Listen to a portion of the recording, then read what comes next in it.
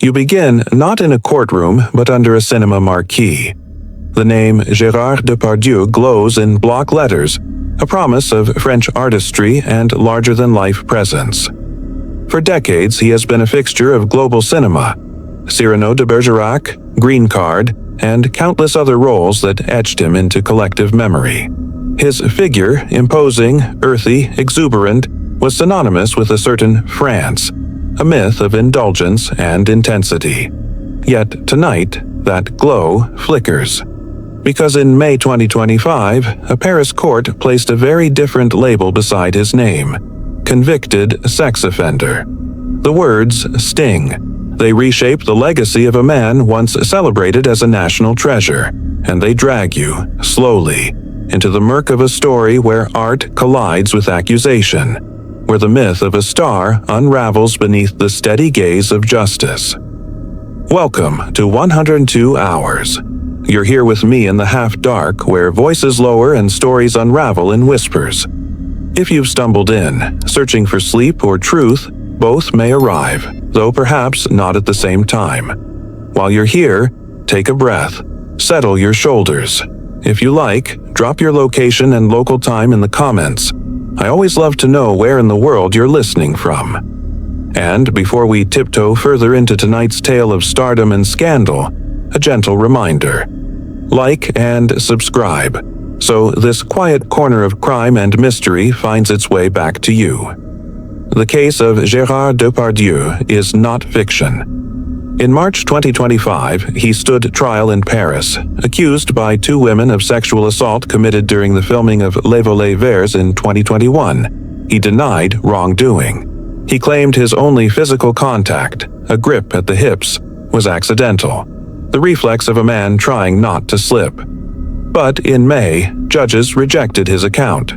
They sentenced him to 18 months in prison, suspended, and placed him on the National Sex Offenders Registry. His lawyers immediately filed an appeal, so legally, the story is not yet over. And alongside this conviction lingers another storm, a separate case from 2018, where actress Charlotte Arnold accuses him of rape. That charge has not yet been tried. You hear all this at once: conviction, denial, pending trial, cultural division. It is not a clean headline. It is a fog. And yet, this is how the story must begin, with contrast. You imagine the younger Depardieu, a boy raised in Châteauroux, stumbling out of poverty and illiteracy into the strange embrace of theater. His rise is almost folkloric. He became not just a star, but a symbol of what French cinema could export to the world. A certain rawness, a naturalism, a sense of risk. To say Depardieu was to say France, at least for international audiences of the 1980s and 1990s. He worked with the great directors, he collected César awards, and he cultivated a public persona as excessive as it was magnetic. There's a quirky tidbit here. He once claimed to drink a dozen bottles of wine a day, a boast equal parts brag and parody of his own myth. Investigators still question whether his public wildness blurred into private boundary crossing, or whether the legend itself shielded behavior that would only surface decades later. History does not unfold in silence. While Depardieu was dazzling screens, France itself was shifting. In 1985, the Louvre Pyramid began construction, symbolizing a nation both proud of tradition and hungry for modernity. The cinema, too, was modernizing. Co-productions, global markets, stars like Depardieu crossing borders. He starred in Peter Weir's Green Card in 1990, bringing his French stardom into Hollywood's gaze. Yet even then, whispers followed him. Volatile on set, blunt in interviews, a man who treated life like a role. It is tempting, when watching his films now, to draw lines backwards. From Cyrano's bold declarations to courtroom denials, from comic charm to whispered testimonies of harm. But you must resist easy patterns. To do otherwise is to flatten lives, his and the lives of the women who came forward, into caricature. What matters instead is what can be established. In May 2025, a French court found Gérard Depardieu guilty of sexual assault, while other accusations remain either under investigation, awaiting trial, or prescribed by time. So tonight, as you sit with me in this quiet retelling, you hold two images: the starlit marquee and the courtroom's harsh fluorescent glow.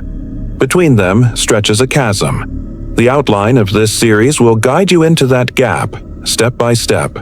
The early accusations, the 2021 film set, the long postponements, the eventual verdict, and the storm still gathering with new trials ahead. And perhaps, as you drift, you'll ask, how does a culture handle its icons when their shadows lengthen? How do courts sift fact from myth when the accused is also a monument? These questions are not just about Gérard Depardieu. They are about France, about celebrity, about silence and speech. They will follow us through each section, whispered like a refrain, until the story closes. You move now to 2018, a year that begins not in a courtroom but in a quiet apartment in Paris. The actress Charlotte Arnold, 30 years old at the time, would later say she invited Gérard Depardieu, more than 40 years her senior, into her home for a professional discussion. What followed, she claims, was no meeting of minds but an assault on body and will. Twice, she says, he raped her. Her accusations, filed with police in late August of that year, pulled France into a conversation it had long avoided. Can its biggest star also be its darkest figure? From the very beginning, Depardieu denied every word. He insisted nothing happened, that Arnold misrepresented the evening. His lawyers called the allegations baseless, his friends dismissed them as impossible, and for a moment the machinery of celebrity seemed ready to drown out one young woman's voice. But the legal system did not dismiss her complaint. In December 2020, after 2 years of procedural back and forth, French prosecutors formally placed him under investigation for rape and sexual assault. In France, this is known as mise en examen, a status that means there is credible reason to examine the charges, but not yet proof of guilt. The case became a mirror for France's cultural divide.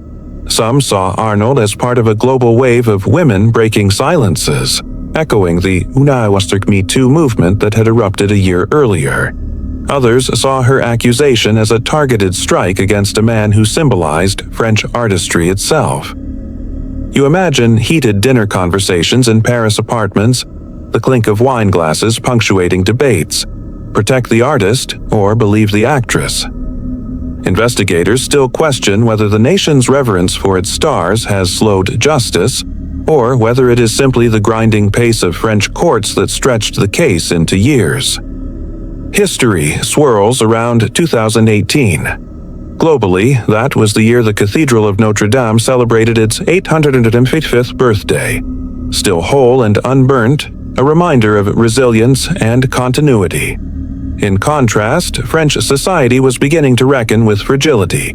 The fragility of institutions when challenged by testimony, the fragility of reputations when confronted by accusation. Arnold herself, in interviews years later, described feeling isolated, vilified, even treated as an enemy of French culture rather than a citizen seeking justice.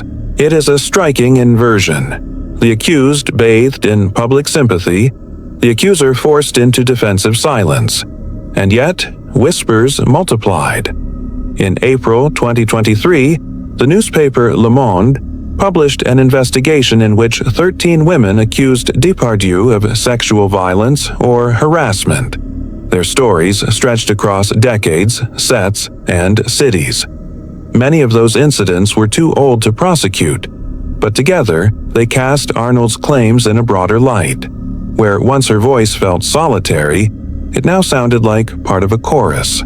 Still, no verdict arrived.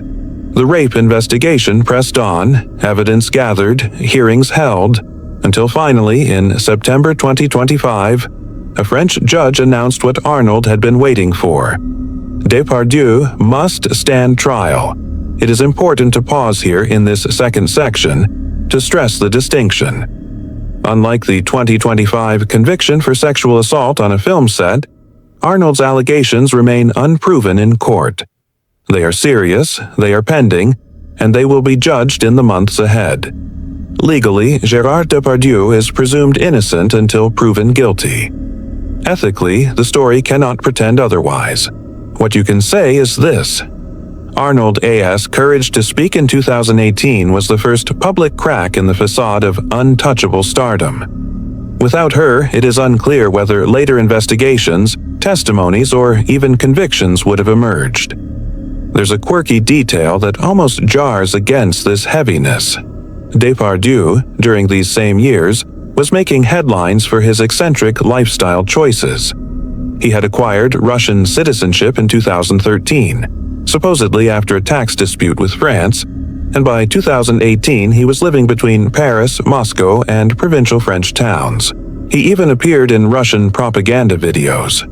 The man was both everywhere and nowhere, larger than life and yet, in Arnold's telling, frighteningly close in a locked apartment. When you set this side by side, the glamorous actor flitting across borders and the actress locked into a grueling judicial process, you feel the imbalance of power. Investigators still question whether France's star system delayed accountability, shielding him through networks of influence, or whether the system is finally catching up, one slow step at a time. For you, the listener, the image is simple yet uneasy. August 2018, an actress opens her door, expecting conversation. By night's end, she files a complaint that will alter her life. Around that single evening now swirls 7 years of legal wrangling, cultural battle, and the looming weight of a trial still to come. You turn the page from apartments and accusations to a film set, lit with rigged spotlights and cluttered with cables. It is the summer of 2021. And Gérard Depardieu has returned once more to familiar ground, a starring role in Les Volets Verts, The Green Shutters. For him, it is another project in a career spanning decades, a role written as a tribute to French acting itself. For two women working behind the camera, however, the set would later be remembered not as a stage for art, but as a place of violation. The allegations are blunt. A set decorator in her 50s and an assistant director in her 30s both said Depardieu groped them during production. Unwanted hands, inappropriate closeness, gestures that crossed every boundary of professionalism. These were not whispers from decades past, but fresh wounds, sharp enough that they could not be dismissed as memory's tricks. Both women took their accounts to court. Their complaints became the foundation of the 2025 sexual assault trial that would end in conviction. Depardieu's defense was consistent. He admitted to one contact, a grip at the hips, but said it was accidental, a reflex to steady himself on an unstable surface. He denied any sexual intent, denied that the women's discomfort reflected his actions. And so the stage shifted. From film set to courtroom, from lights to transcripts, from art to evidence. Investigators still question whether the physical act itself was ambiguous or whether power dynamics on a set, an international star against crew members dependent on work, made refusal impossible to voice in the moment. To understand the atmosphere, you imagine the set as it might have looked. Les Volets Verts was a production heavy with nostalgia, adapted from a Louis Guillou novel about an aging actor. Depardieu, himself aging, played a version of his own myth. Crew members reportedly spoke of an environment already complicated by his towering presence, his fame, and his unpredictable behavior. A quirky detail. Depardieu's career has always contained this blending of fiction and autobiography. In the 1980s, critics joked he wasn't acting so much as being Depardieu. By 2021, that blurred line seemed sharper than ever, an actor embodying his own legend, while off-camera allegations suggested the legend was cracking. French history brushed against this moment too. In 2021, Paris was cautiously reopening after COVID lockdowns, theaters filling again, cameras rolling after months of silence. The nation wanted its art back, its cinemas alive. And who better than Depardieu, the Titan, to symbolize continuity? Yet into that revival crept stories that unsettled the narrative. If the return of French cinema was carried on his shoulders, what did it mean if those shoulders pressed too close, too hard? For the two women, the case was never about art. It was about autonomy. They were professionals, there to do their jobs. Their allegations broke the illusion that sets are safe havens of creativity. Instead, they suggested a workplace where power shielded misconduct. Investigators still question whether crew members could have intervened or reported sooner, or whether the culture of silence around famous stars kept doors closed. As whispers spread, the French press divided. Some outlets minimized the claims, treating them as minor, almost comical, an old man's clumsy gestures. Others treated them with the gravity of criminal behavior. The women insisted it was not a joke, not clumsy, but unwanted and violating. This clash of perspectives made its way into court filings, headlines, and the broader debate about Me Too in France. And yet, even as the case advanced, Depardieu kept working. He gave interviews, accepted roles, appeared at public events. The contrast was striking. A man living as though untouched, while legal wheels slowly turned toward him. It would take 4 years, delays, adjournments, health claims, before the allegations would reach a verdict. The image stays with you. A film set, wires tangled underfoot, cameras clicking, a star reciting lines. And then, in the shadows beyond the camera's frame, moments that two women would carry into testimony, their words pressing against the armor of celebrity. That single production, meant to celebrate the art of acting, would become the backdrop for a trial that placed one of cinema's giants under the harshest light of all. You arrive at 2024, a year when justice was supposed to speak, but instead it coughed, hesitated, and delayed. The trial of Gérard Depardieu, originally scheduled for October that year, never opened as planned. His lawyers cited his frail health, pointing to heart issues and fatigue that made long hearings impossible. Judges agreed to postpone, and so the wait stretched on. For the two women who had pressed charges, this meant more months of uncertainty, more nights replaying moments from 2021 without closure.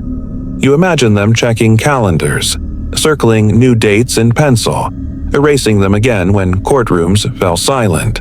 In France, delays are not unusual. Judicial calendars are crowded, lawyers negotiate, and health concerns often push hearings aside. But here, every pause carried weight. Depardieu was no ordinary defendant. He was the face of French cinema, a man whose health updates became national news. Newspapers printed photos of him leaving clinics, headlines balancing sympathy with skepticism. Investigators still question whether the delay was medical necessity or tactical strategy, a way to buy time, lessen public attention, or weaken the resolve of accusers. History outside the courtroom moved on. In 2024, Paris was already preparing for the Olympic Games, polishing its image for millions of expected visitors. Banners fluttered, stadiums rose, and the city rehearsed a story of triumph and resilience. Meanwhile, in quieter corners of the city, the Depardieu case simmered. It felt almost like two parallel Frances, one celebrating global attention, another whispering uneasily about its most famous actor facing trial. There is a quirky detail here. Even as hearings stalled, Depardieu remained in headlines for other reasons. He was spotted at restaurants, photographed with political figures, occasionally giving rambling interviews that veered between charm and provocation. His public life seemed oddly unbothered by the shadow of charges. For critics, this was proof of privilege. For fans, it was evidence of resilience. The delay blurred the narrative. Was he an aging man unfairly hounded, or a powerful figure dodging justice? You picture the women again. Each delay meant standing still while the world around them moved. Time can be its own form of harm. Memories fade, witnesses scatter, attention drifts. Investigators still question whether prolonged trials discourage victims, making them feel forgotten in the machinery of law. Yet these two women persisted, attending procedural hearings, speaking through lawyers, holding to their accounts. When finally, in March 2025, the trial began, it carried the weight of years. Every newspaper reminded readers of the postponement, framing the trial as both overdue and inevitable. The delays had not erased the accusations, they had only sharpened anticipation. And for you, the listener, this section of the story serves as a reminder. Justice often moves slower than cinema. Films wrap in months. Court cases drag through years. But silence does not erase what waits at the center.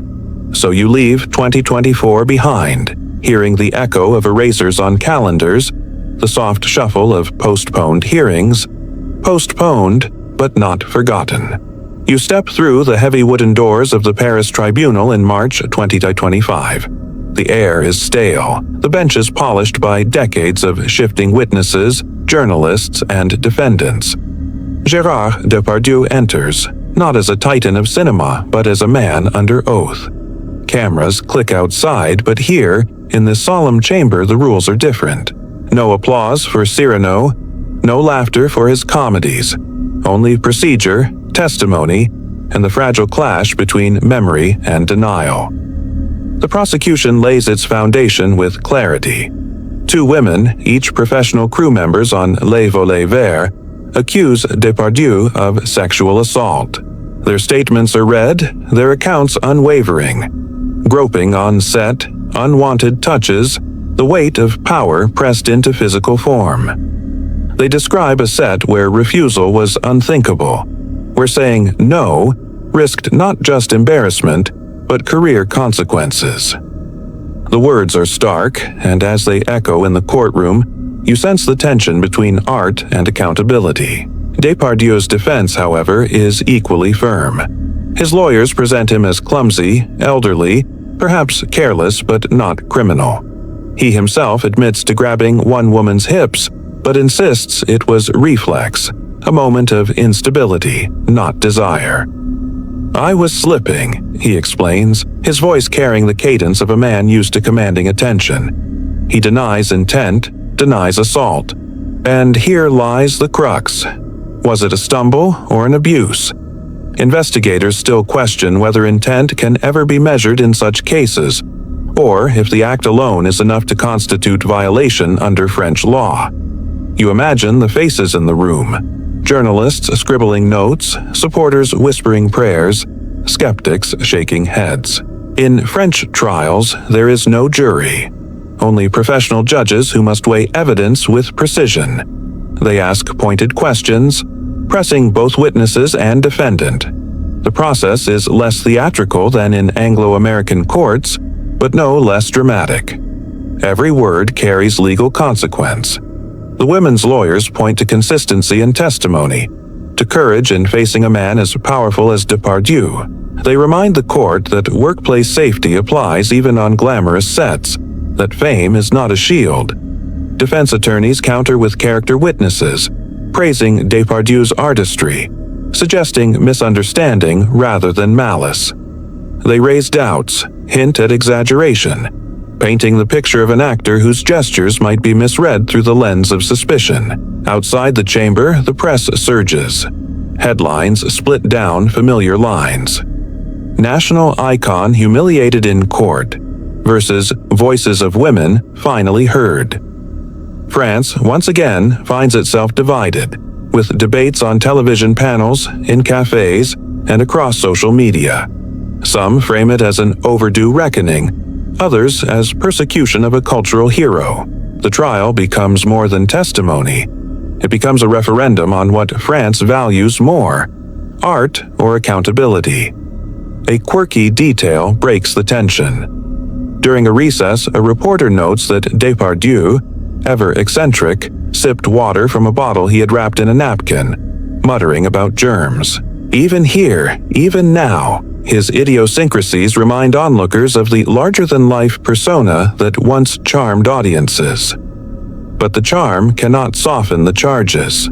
Through the week of hearings, you feel the grind of legal process, procedural motions, witness schedules, expert testimony. Medical evidence is discussed, psychological impact noted. The women testify with composure, though one voice trembles when recalling the moment of unwanted touch. Depardieu watches, shaking his head, muttering occasional protests. His lawyers intervene, steering him back to silence. Investigators still question whether his partial admission, acknowledging contact but denying intent, helped or harmed his case. For judges, the line between accident and assault is not blurred by fame. The law defines sexual assault as any non-consensual touching of a sexual nature. Did his gesture meet that bar? That is the central question, repeated again and again. By the final day, the weight of years hangs in the chamber. Since 2021, the women have waited. Since 2018, another accusation has lingered. And now, in 2025, the judges prepare to rule. But before verdict, there is silence. A silence thick with uncertainty, heavy with consequence. And you, seated among the quiet listeners, hold your breath with them. The day of the verdict carries the weight of decades of stardom, scandal, and silence finally breaking. You picture yourself stepping into that Paris courtroom in March 2025, where the air feels tense enough to slice. The benches creak as journalists shift in their seats, pens at the ready, cameras locked outside the door by order of the court. It isn't just another celebrity trial, it's a cultural reckoning, and you can feel it in the way people lower their voices, as if afraid to disturb the balance before the ruling is read. Gérard Depardieu sits at the defense table, massive in frame, yet diminished in aura.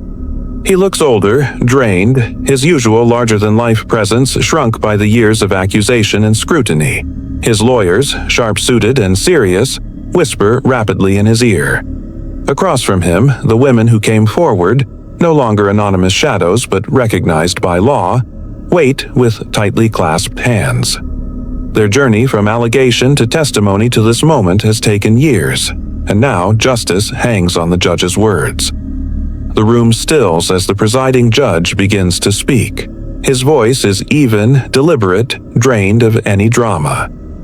French courts are not about theatrics, they are about procedure. Yet each syllable lands heavy. The court recognizes that the testimonies of two women have been coherent, consistent, and credible. Their accounts of unwanted touching during the filming of Les Volets Verts are judged not to be confusion nor clumsy gestures, but acts of sexual assault under French law. And just like that, the star who once embodied Cyrano, Jean Valjean, and countless larger-than-life roles is convicted. A hush falls over the courtroom. No shouts, no gasps, just a collective breath that seems to last forever. Depardieu lowers his eyes, staring at the polished wood of the table before him. For a moment, he looks less like a giant of French cinema and more like a weary old man whose story has been rewritten against his will. The sentence follows. The court imposes 2 years of suspended prison time. No cell door will clang shut behind him tonight. He is ordered to pay damages to the women, a symbolic reparation for the harm acknowledged by the court, though no sum can truly mend it. He must also undergo therapy, an unusual but telling requirement, a state-mandated attempt at correction rather than incarceration. The gavel strikes. The matter, in judicial terms, is settled. But in the emotional weight of the room, nothing feels settled. Some murmur it is too light. Another powerful man spared true consequence. Others argue it is punishment enough. The stain on reputation, the irreversible shift from beloved icon to convicted offender. His lawyers quickly announce plans to appeal, declaring the verdict flawed, insisting clumsiness and misunderstanding should not equal crime. Yet, for now, the judgment stands, etched into French legal history. As people file out, the courthouse corridor fills with reporters, cameras, and a storm of microphones. The victims emerge, holding each other's arms, faces streaked with tears but glowing with relief. They have been believed, officially, in a court of law. Outside, demonstrators hold signs that read, "Justice for all," and "Silence no more." Their chants echo against the stone facade, mingling with the clicks of shutters and the roar of news vans. Depardieu exits quietly, head down, shielded by his lawyers. No words to the crowd, no wave to the cameras. This is not the triumphant stride of a star. It is the retreat of a man whose myth has fractured. You watch him vanish into a waiting car, the flashbulbs still firing like fireworks for a celebration that never arrives. The courtroom empties, but the resonance lingers. The verdict is more than a line in a transcript. It is the formal collision of celebrity, justice, and accountability. In that instant, Gérard Depardieu ceases to be merely an actor with accusations hanging over him. He is now, legally and historically, a convicted man. And France, with all its reverence for art and its reluctance to tarnish national icons, must decide what to do with that truth. The morning sun rises over Paris, but the city feels restless, unsettled. You flip open a newspaper at a cafe table, and every front page bears the same photograph. Gérard Depardieu leaving the courthouse, shoulders slumped, his once commanding frame reduced to a silhouette of defeat. The headline varies depending on the paper's leanings. One screams, "Justice served for victims." Another laments, "A legend condemned." And between them lies the fault line that will split French society for months, maybe years. In cafes, bakeries, metro stations, everyone is talking. Some shake their heads, saying the court went too easy. 2 years suspended feels like a whisper against decades of allegations. Others argue the damage to his reputation is the true punishment, far worse than prison. One woman mutters over her croissant, "You can't watch Cyrano the same way anymore." A man at the next table snaps back, "His films are masterpieces. They can't be erased because of one verdict." You sip your coffee, listening, realizing this isn't just about one actor. It's about what France expects from justice and what it tolerates in its idols. Cultural institutions react swiftly and unevenly. A Paris film festival pulls his retrospective, citing respect for the victims. Yet, in Marseille, a local cinema fills its seats by defiantly screening Jean de Florette, framing it as resistance to what they call a witch hunt. The split is not neat, it is jagged, cutting across generations, politics, and geography. Investigators still question whether French cinema's long-standing indulgence of Depardieu's excesses, his drinking, his temper, his larger-than-life persona, created a shield that delayed accountability until it could no longer be ignored. The political class wades in. A government spokesperson insists the ruling must be respected, no matter the man's fame. Left-leaning deputies hail it as a milestone for Me Too in France, proof that no figure is untouchable. Yet some conservative voices grumble that the courts bowed to cultural pressure, that a man's eccentricities have been criminalized. The debate quickly sprawls beyond Depardieu himself into questions of national identity. Can France still celebrate its flawed geniuses, or must it tear down monuments that no longer reflect its values? On the streets, the split feels louder. Feminist groups stage vigils with candles outside the Palais de Justice, their signs reading, "No more silence" and "Believe women." In Châteauroux, Depardieu's hometown, locals defend him fiercely, describing him as the boy who grew up poor, barefoot, and made France proud. Elderly residents there say, "We don't abandon our own." Young activists counter, "That's the problem, you never held him accountable." And then comes the digital wave. Social media platforms explode with hashtags.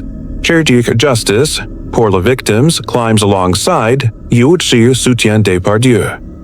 Clips of his most famous performances trend, not as celebrations, but as battlegrounds. Comments flood beneath YouTube uploads of Cyrano de Bergerac, half praising his artistry, half demanding his erasure. TikTokers remix old interviews, highlighting moments that now seem sinister in hindsight.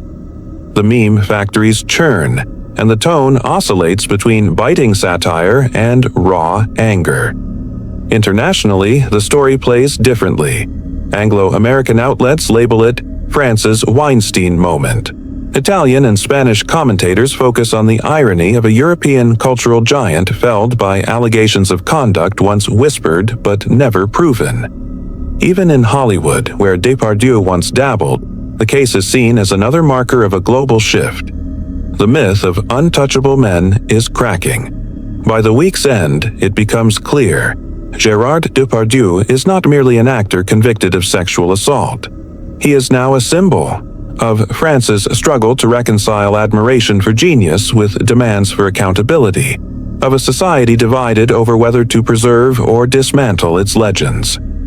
His films remain in the archives, but every screening, every mention, every debate is now haunted by a courtroom ruling. And so, the fallout spreads, beyond cinema, beyond politics, into the very question of what France chooses to remember and what it chooses to let go.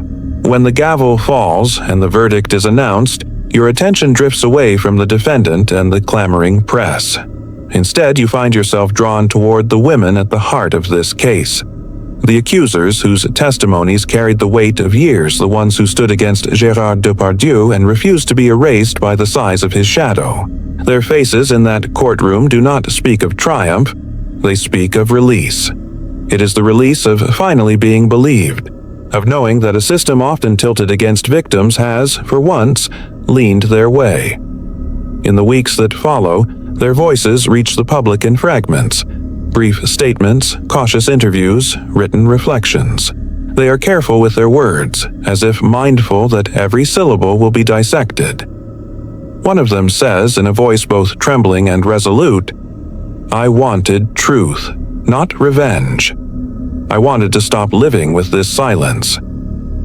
Another, quieter but equally firm, adds that her reason for speaking out was not to tear down a legend, but to remind the world that no person, however celebrated, is above consent. These words cut through the noise of debate like a bell tolling in the night, clear, steady, and undeniable. Advocacy groups seize on this moment. Organizations that support survivors of assault hail the ruling as historic, pointing out how rare it is for accusations against men of such stature to lead to a conviction in France. They emphasize the courage it took to persist, despite delays, appeals, and constant skepticism. For years, survivors have been warned that speaking up means being dragged through mud, painted as opportunists or liars. By pushing through, these women have redefined what persistence looks like in the French justice system. But the path is far from free of obstacles. Almost immediately, the victims face a new wave of hostility, not from the courtroom, but from the digital coliseum of social media. Anonymous accounts flood their profiles with insults. They are accused of exaggeration, of greed, of destroying an icon. Strangers claim to know their motives better than they do themselves. For every voice that praises their courage, there is another that seeks to tear it down. The harassment is relentless, a reminder that speaking truth can carry costs long after the verdict. Yet there is also solidarity.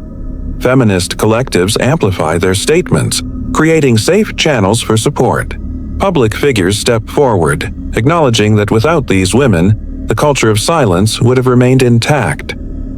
Investigators still question whether countless others stayed silent for years, watching Depardieu's reputation tower too high to touch, their stories locked away. Now, with this case, the ground seems to have shifted, if only slightly.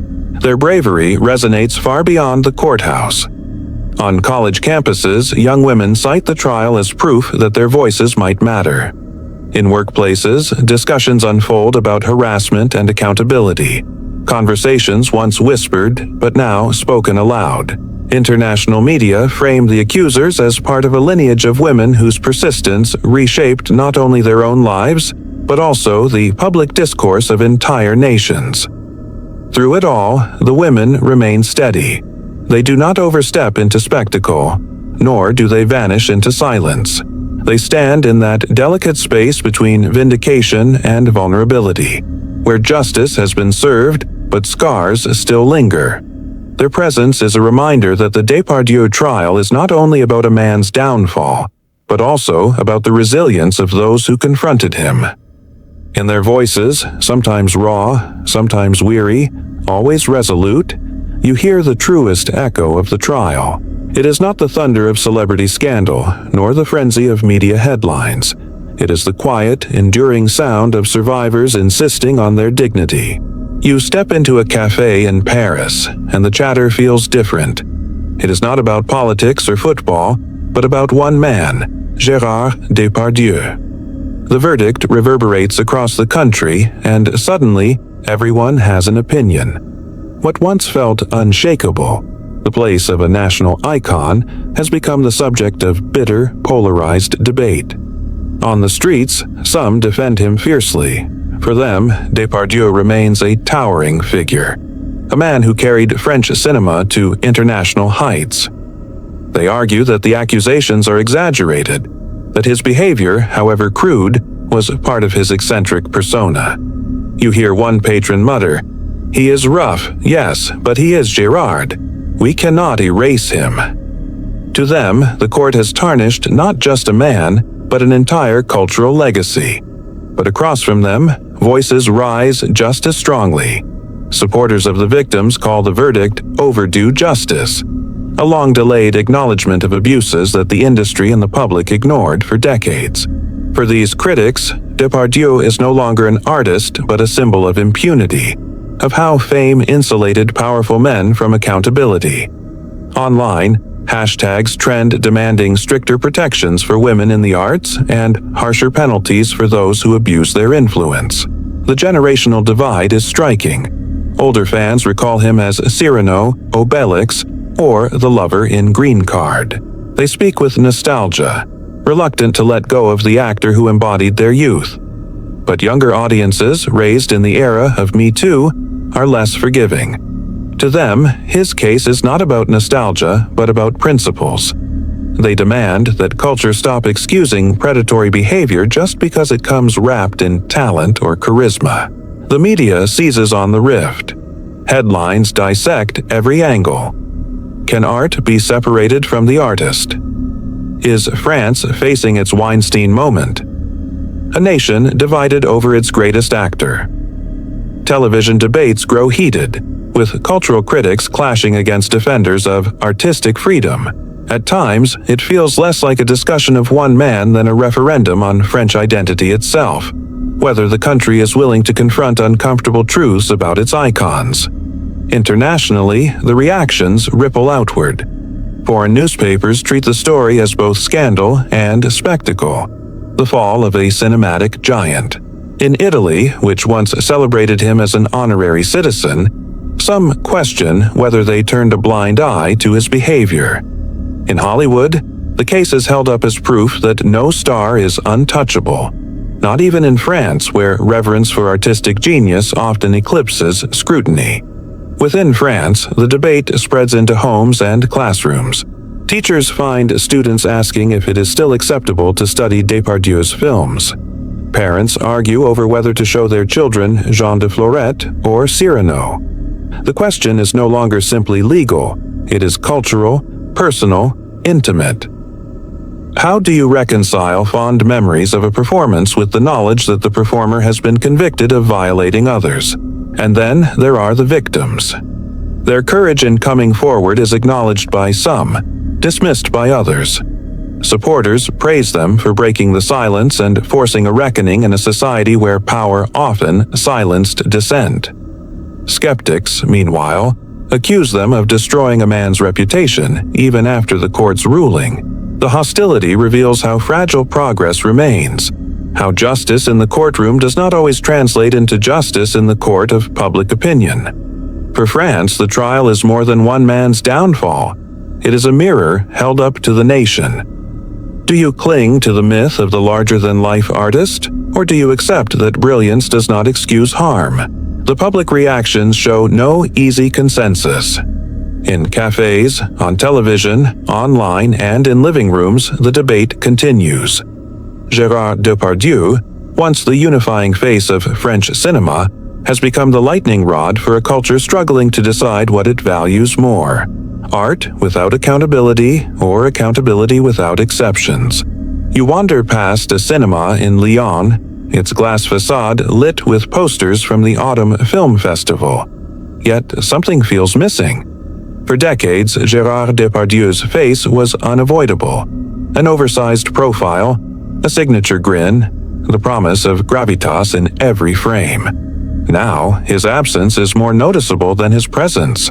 The French film industry, once proud to showcase him as its global ambassador, now grapples with a question it never thought it would face.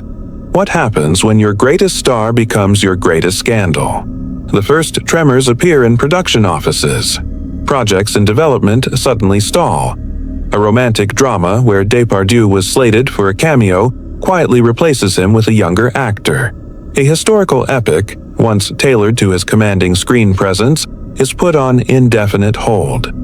Executives whisper about insurance risks and public relations nightmares, but the truth is simpler. They no longer know whether audiences will pay to see him. In a business where reputation is currency, his stock has plummeted. Streaming platforms act swiftly. One cancels a planned retrospective, citing the sensitivity of ongoing events. Another inserts disclaimers before his films, warning viewers of content associated with a figure convicted of sexual assault. The disclaimers feel awkward, almost theatrical, but they reflect a real tension. People still want to watch his work, yet they cannot ignore what his name now represents.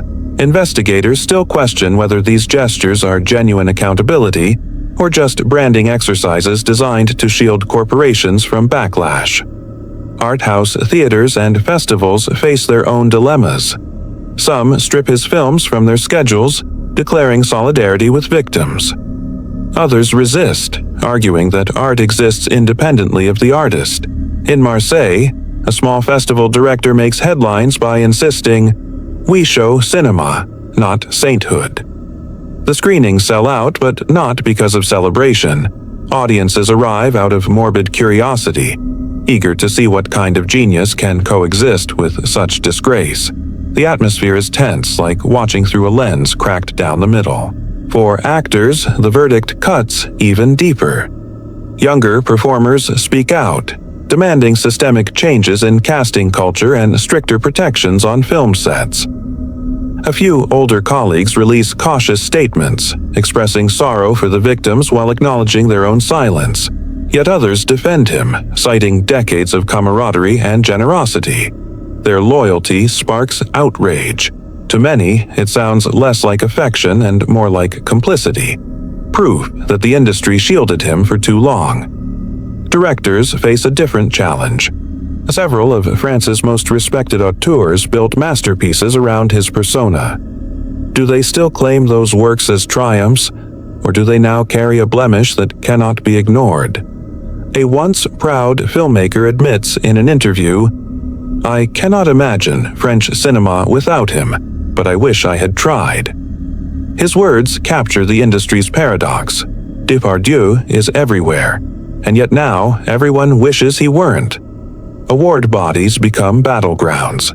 The César Academy, long accused of resisting reform, receives petitions demanding that his honorary awards be revoked. Others argue that awards recognize performances, not private lives, and should remain untouched. The debate echoes wider cultural questions. Does honoring art inherently honor the artist, or can you celebrate one while condemning the other? The Academy stalls, buying time, but every silence feels like complicity. Film schools transform the scandal into curriculum.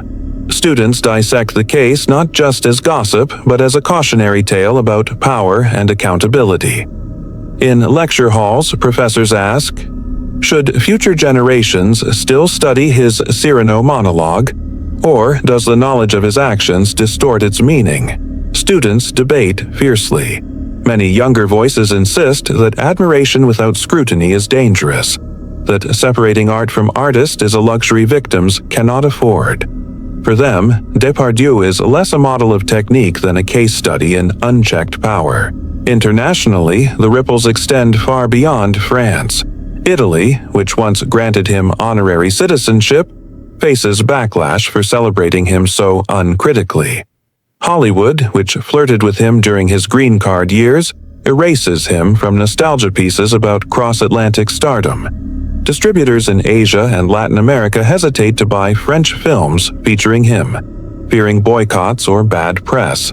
For an actor who once embodied the universal appeal of French cinema, the silence abroad is deafening, and yet erasure is impossible. Depardieu's shadow stretches too far.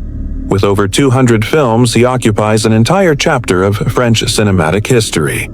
He has played peasants, poets, generals, and grotesques. His voice, his body, his presence are interwoven with the nation's cultural identity. Trying to remove him feels like cutting pages from a collective memory book. Doable, but leaving jagged gaps. So the industry improvises. Some turn toward new stars, hoping to build a future that eclipses his influence. Others double down on archiving, preserving his films but contextualizing them as artifacts of a complicated past. No single solution satisfies everyone. For now, the industry lives in contradiction, distancing itself from the man while still living in a landscape he helped shape. You leave that cinema in Lyon and glance again at the poster-lined street. The industry's struggle is written there in absence and presence, silence and noise. Gérard Depardieu once symbolized the very heart of French film. Now, he symbolizes its reckoning, a reminder that genius can coexist with harm, and that an industry that fails to confront this truth risks repeating it. The repercussions are not temporary. They are a long echo, reverberating every time his face flickers across a screen. You step into the Palais de Justice in Paris, and the air still hums with the memory of the trial. Even though the verdict has been delivered, the story does not end at the courtroom door. Instead, it splinters into a maze of appeals, counterclaims, and lingering uncertainties.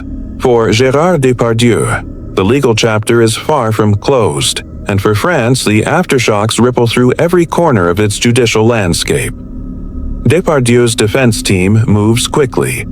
Almost before the ink dries on the judgment, they announce their intent to appeal.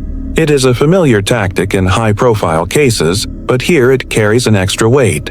The suggestion that perhaps, despite the conviction, the last word has not been spoken. His lawyers argue that the trial was swayed by media frenzy, that the atmosphere of public outrage tainted the process.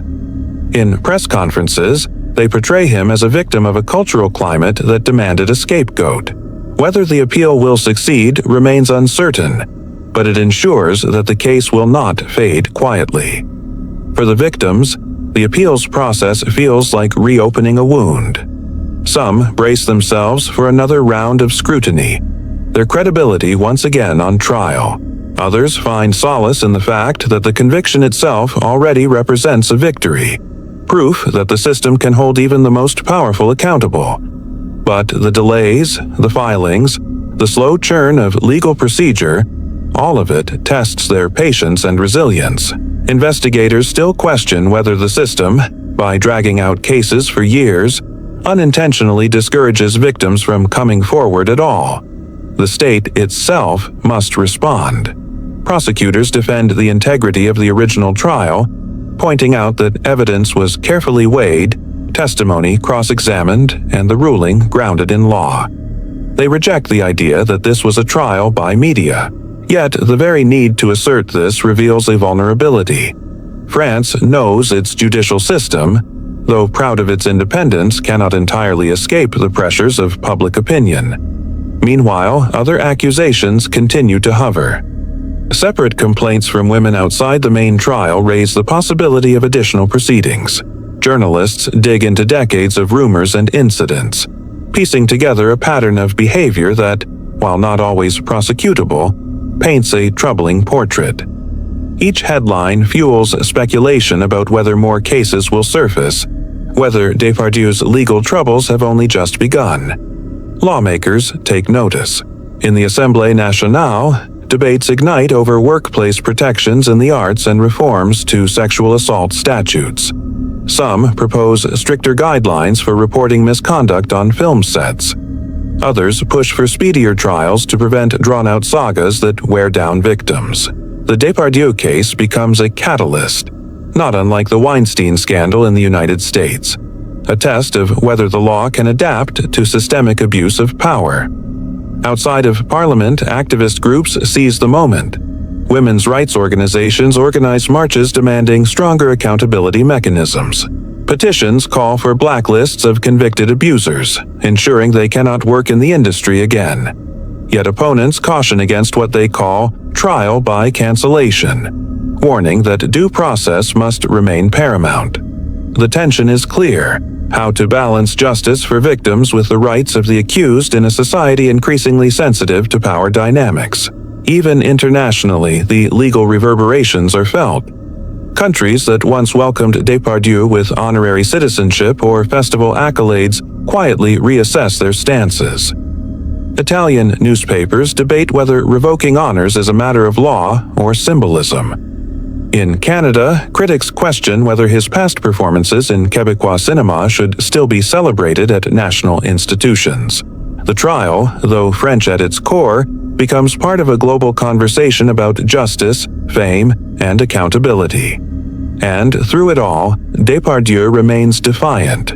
He gives occasional interviews, railing against what he describes as a witch hunt. His words attract both sympathy and scorn. To some, he is a man unwilling to bow to shame. To others, he is proof that powerful figures rarely accept responsibility, even when legally convicted. His refusal to retreat ensures that the aftershocks keep rumbling, long after the gavel fell. You pause in that courthouse corridor, the marble echoing beneath your steps. Legal aftershocks are not as dramatic as verdicts. They are quieter, more procedural, yet no less important. They shape how justice is remembered, how laws evolve, and how societies measure fairness against finality. In the case of Gérard Depardieu, the trial may be over, but the story of the law, its appeals, its reforms, its reverberations, continues to unfold, ensuring that the scandal does not end with silence but with a lasting, uneasy legacy.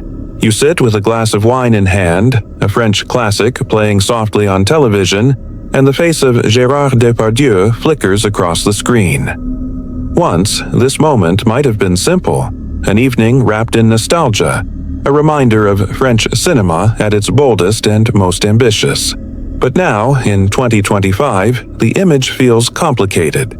You cannot watch him without hearing the echoes of the courtroom, without thinking of victims' testimonies, without remembering the verdict that forever altered his reputation. Depardieu's legacy stands on unstable ground. For half a century, he was France's cultural export, the actor who embodied everything from peasants to poets, villains to tragic heroes. His performances remain magnetic, studied in film schools and adored by critics across generations. Yet his name, once synonymous with artistry, is now entangled with scandal. Investigators still question whether history can separate the craft from the crime, whether audiences of the future will remember him for Cyrano de Bergerac or for the trial that marked his downfall. For many, his story becomes a warning. Fame and talent cannot shield anyone forever. Just as Hollywood had its reckoning, so too does France. The myth of the untouchable artist collapses under the weight of accountability. Younger generations view him less as a role model than as a cautionary tale about unchecked power and a system that allowed whispers to fester into silence for decades. And yet, erasure seems impossible. His films sit in archives, woven into the nation's cultural memory. Teachers and critics face a dilemma: to teach him as a master or to contextualize him as both master and menace. Some argue that his performances deserve preservation, even as his behavior is condemned. Others call for his works to be sidelined, treated as artifacts of a bygone era best left behind. The legacy also lives in contradictions. Supporters continue to admire him, convinced that his art should not be tainted by his personal failings. Detractors refuse to separate the two, insisting that art is inseparable from the morality of its creator.